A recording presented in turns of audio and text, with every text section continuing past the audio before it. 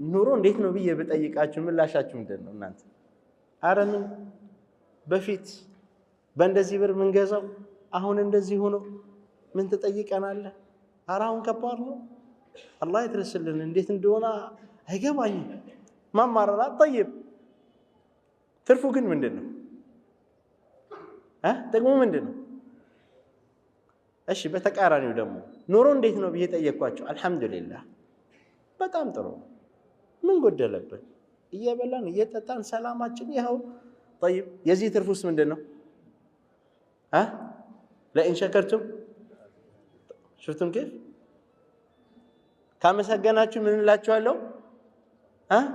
እጨምርላችኋለሁ። ተመልከት፣ አንድ ቀን ማደር እኮ ቀልድ አይደለም።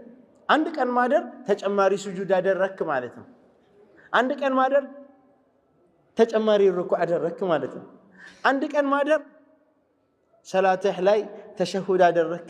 አንድ ቀን ማደር ተጨማሪ የሆነ እሳት ውስጥ እንዳትገባ የሆነ ተውበት እንድታረግ ብዙ የሆኑ ፍርሳዎች ቻንሶች እየተሰጠው ነው ማለት ነው።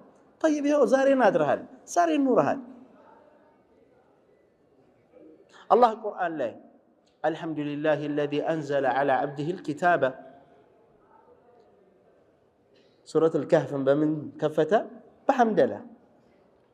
سورة الفاتحة أم الكتاب ትልቋን ምን አልሐምዱሊላሂ رب العالمين ሙስሊም የሆነ ግለሰብ ቢያንስ በቀን 17 ጊዜ ቢያንስ አላህ Subhanahu Wa Ta'ala በማመስገን ሰላቱን ይጀምራል።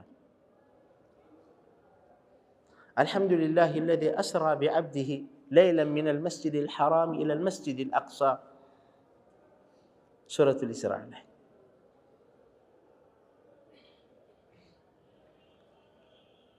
إن الحمد لله نحمده